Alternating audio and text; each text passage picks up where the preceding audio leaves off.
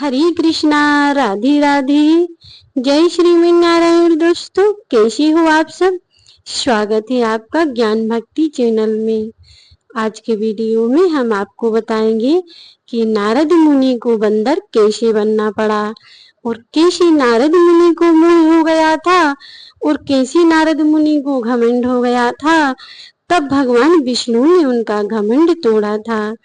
नारद मुनि के श्राप के द्वारा ही रामायण की रचना हुई थी।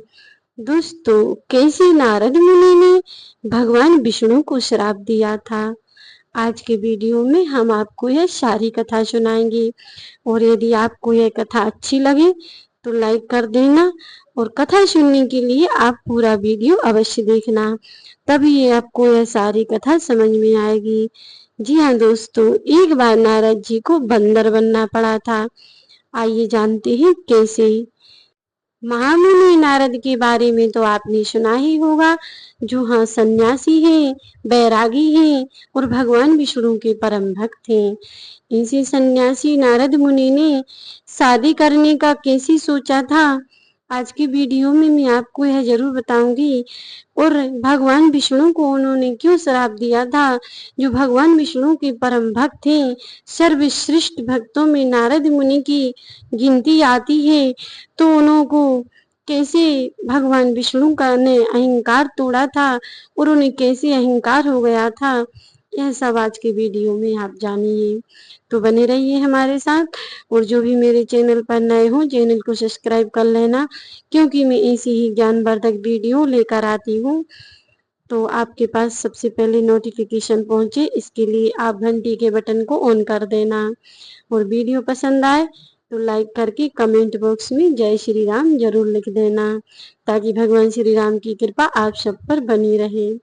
तो आइए जानते हैं महामुनि नारद जी को मोह कैसे हुआ था। एक समय महामुनि नारद जी भगवान विष्णु की तपस्या करने के लिए वन में गए हुए थे और वह कठोर तपस्या करने लगी। भगवान विष्णु की कठोर तपस्या में नारद मुनि लीन थे और देवताओं को लगा, इंद्र को लगा कि कहीं नारद मुनि तपस्या करके मेरा इंद्रासन न ले लें, क्योंकि यह डर इंद्र को हमेशा रहता था कि कोई तपस्या करता था तो नारद इंद्र देवता डर जाते थे कि कहीं मेरा इंद्रासन लेने के लिए तो यह तप नहीं कर रहा। तो इस प्रकार इंद्र को वही डर फिर से हुआ जब नारद मुनि ने तपस्या की। इस कारण इंद्रदेव नारद मुनि की तपस्या भंग करने के लिए कामदेव को भेजा उन्होंने।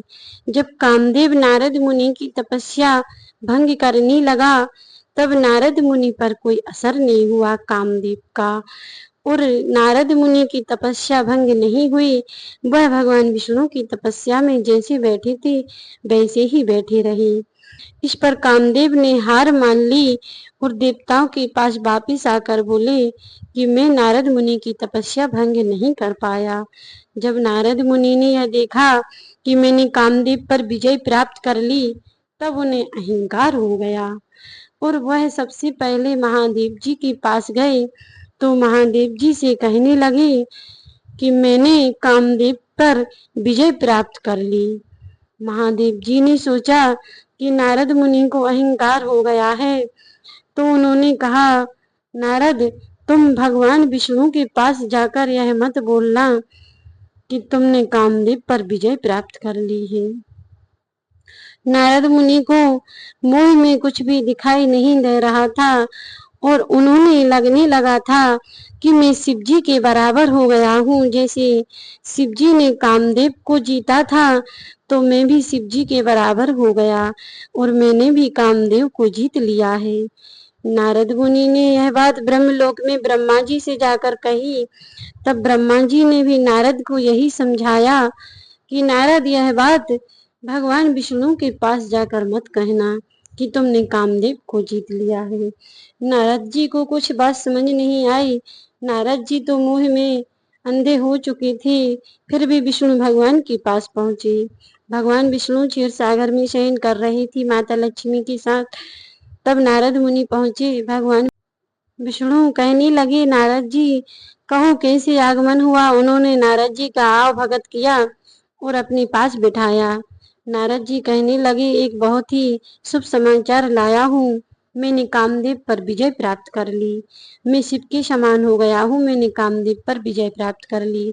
इस प्रकार नारद जी ने अहंकार से विष्णु भगवान से जब कहा तो भगवान विष्णु ने सोच लिया कि नारद को मोह हो गया है। वो नारद का मोह दूर करना अत्यंत आवश्यक है, क्योंकि जब भगवान विष्णु को लगने लगता है कि उनकी कोई भक्त को, परम भक्त को अहंकार हो गया है, तब उस अहंकार को दूर करने के लिए, नष्ट करने के लिए भगवान विष्णु कोई न कोई योजना अवश्य बनाते हैं, क्योंकि वह अपने भक्तों का भला चाहते हैं। वह कभी अपने भक्तों को मोह रूपी अंधकार में नहीं फंसने देते हैं और घमंड में भी नहीं पड़ने देते हैं। इस कारण भगवान विष्णु ने नारद जी का घमंड तोड़ने का प्रयास किया, क्योंकि नारद मुनि भगवान विष्णु के परम भक्त थे। तो जब नारद मुनि विष्णु भगवान के क्षीर सागर से वापिस आ रहे थे तो उन्होंने रास्ते में एक अत्यंत ही रमणीक नगर देखा, जो बहुत ही सुंदर था। उसकी सुंदरता अलौकिक थी। वह अपने आप में दिव्य और भव्य था। वहां के राजा भी अत्यंत धर्मात्मा, सुशील और सुंदर थे, जिनका नाम शीलनिधि था और उनकी बेटी का नाम विश्वमोहिनी था। यह सब भगवान विष्णु की माया से बना हुआ था और भगवान विष्णु की माया नारद जी पर मोहित हो गई। नारद जी ने इतना सुंदर राज्य देखा और वहां पर जब उस राज्य में गए तब उनकी मुलाकात राजा शीलनिधि से हो गई। तब महाराज कहने लगे, महर्षि नारद जी का सम्मान सत्कार किया और उन्हें अपने महल में ले गए। नारद मुनि कहने लगे कि महाराज, यहाँ पर इतना सुंदर रमणीक महल और राज्य ये सब कहाँ से आया? यहाँ पर तो कुछ वर्ष पहले कुछ भी नहीं था। महाराज शीलनिधि कहने लगे कि ये तो मुझे नहीं पता कि कब यहाँ पर यह बनाया। मेरा राज्य है और मैं यहाँ का राजा हूँ और यह मेरी बेटी विश्वमोहिनी है जिसका नाम, तो आप इसके गुण दोष विचार कर कहिए कि इसके क्या गुण दोष हैं। महाराज ने ऐसा कहा तो नारद जी ने विश्वमोहिनी की तरफ देखा और वह मोहित हो गए। विश्वमोहिनी अत्यंत सुंदर थी और उनको देखकर नारद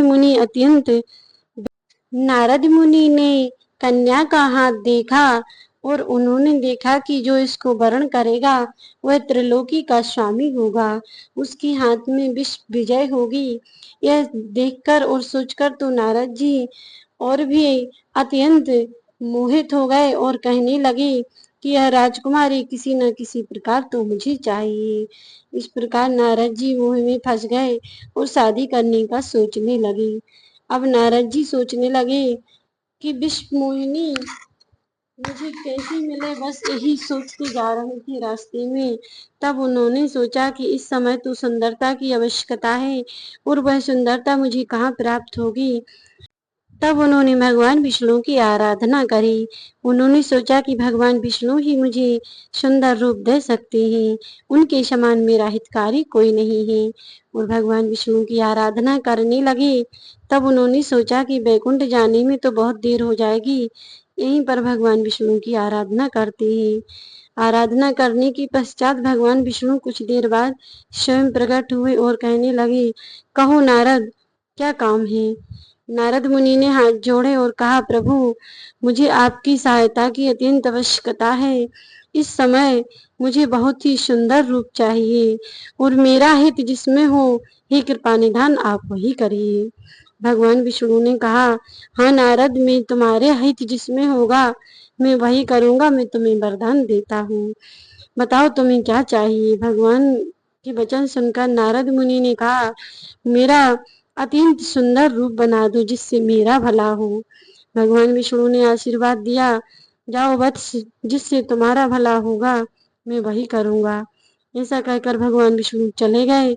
नारद मुनि ने सोचा कि भगवान विष्णु ने मेरा भला करने के लिए मुझे अत्यंत सुंदर स्वरूप दे दिया है, लेकिन भगवान विष्णु ने नारद मुनि का मुख बंदर का बना दिया था, क्योंकि इसी में नारद मुनि का भला था।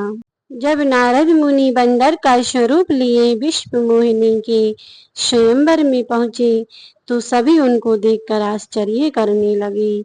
उनका पूरा रूप बहुत ही सुंदर था, पूरा शरीर और मुख अकेला भगवान विष्णु ने उनका बंदर का कर दिया था। बाकी पूरे शरीर में सुंदरता थी। नारद जी यह भेद नहीं समझ पाए और वह सोचने लगे कि मैं अत्यंत सुंदर हूँ, तो हथनी मुझे ही वरमाला पहनाएगी। ऐसा सोचकर वे स्वयंवर में एक और जा बैठे। सभी स्वयंवर में आए और विश्व मोहिनी ने सभी को देखा स्वयंवर में। नारद जी की ओर तो विश्व मोहिनी भूलकर भी नहीं ताकी। यह देखकर नारद जी को बड़ा आश्चर्य हुआ कि मेरी ओर तो विश्व मोहिनी आ ही नहीं रही हैं। और उसी समय भगवान विष्णु राजा का रूप धरकर आए और विश्व मोहिनी ने भगवान विष्णु के गले में वरमाला पहना दी, क्योंकि वह तो भगवान विष्णु की ही माया थी। नारद जी यह देखकर हैरान हो गए। पास ही में बैठे हुए जो शिव जी के गण थे वह नारद जी को देखकर हंसने लगे और कहने लगे कि आपको शादी करने को आए थे, आप अपनी शकल तो आईने में देख लो जरा, इनसे में कौन सी लड़की आपको शादी करेगी। यह सुनकर नारद जी ने जब अपने प्रतिबिंब को पानी में झांका तो उन्हें अत्यंत ही क्रोध आया और शिव जी के गणों को उन्होंने श्राप दे दिया कि तुम जैसे मुझे देखकर हंसे हो, ऐसे तुम धरती पर जाकर राक्षस हो जाओ और तुम्हें देखकर सभी हंसेंगे, और जैसे तुमने मेरा मजाक बनाया है ऐसे तुम्हारा मजाक सभी लोग बनाएंगे। माना जाता है कि वही शिव जी के गण राक्षस हुए थे जो 3 जन्म का श्राप नारद जी ने दिया था। तो 3 जन्म में वह रावण, कंस और हिरण्यकश्यप के रूप में उन अवतार लिया था उन शिव जी के गणों ने। इसके बाद भी नारद को संतोष नहीं हुआ, तब उन्होंने विष्णु भगवान को श्राप देने का सोचकर वहां से चल दिए। आज तो मैं भगवान विष्णु को या मारूंगा या उन्हें श्राप दूंगा, ऐसा सोचकर नारद अत्यंत ही क्रोध में भरे हुए पहुंचे। रास्ते में भगवान विष्णु, माता लक्ष्मी और विश्व मोहिनी के साथ मिल गए। जब नारद जी ने भगवान विष्णु को विश्व मोहिनी के साथ देखा तो उन्हें अत्यंत क्रोध आया और भी भड़क गए। उनकी छाती जल गई, उनकी आंखें गुस्से से लाल थीं और उन्होंने भगवान विष्णु को अत्यंत ही भला बुरा कहकर उन्हें श्राप दे दिया। उन्होंने कहा कि जिस तरह तुमने मनुष्य शरीर धरकर मुझे छल किया है मेरे साथ, उसी मनुष्य का शरीर तुम्हें धारण करना पड़ेगा, और जैसे तुमने मेरे बंदर का रूप बनाया है वैसे ही बंदर और भालू तुम्हारी सहायता करेंगे। जैसे मैं पत्नी के वियोग में तड़प रहा हूँ वैसे ही तुम पत्नी के वियोग में धरती पर जाकर तड़पोगी।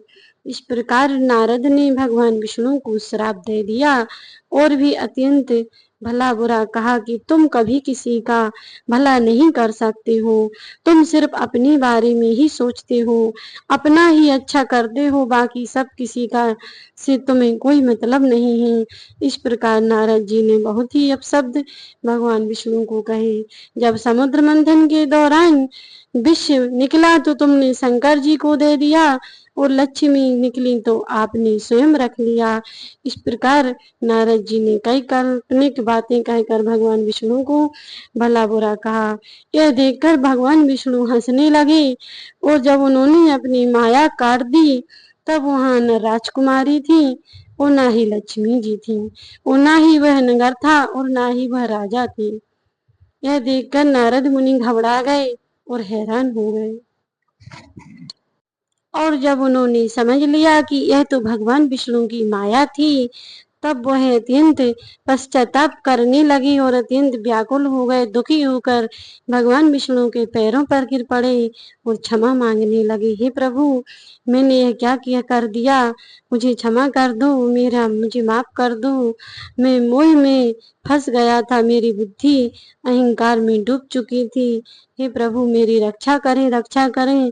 इस प्रकार आर्त प्रार्थना कहकर नारद मुनि भगवान विष्णु के चरणों में गिर पड़े और कहने लगे, प्रभु मेरा श्राप मिथ्या हो जाए। मैंने गुस्से में बहुत भला बुरा आपसे कह दिया। आपने तो हमारा भला ही चाहा था, इसीलिए मुझे बंदर का शरीर दिया था, लेकिन मैं मोह में फंस गया था और मेरी बुद्धि अत्यंत भोली हो गई थी मोह के कारण। तब भगवान विष्णु ने नारद का प्रबोध किया और कहा, सब मेरी इच्छा से हुआ है।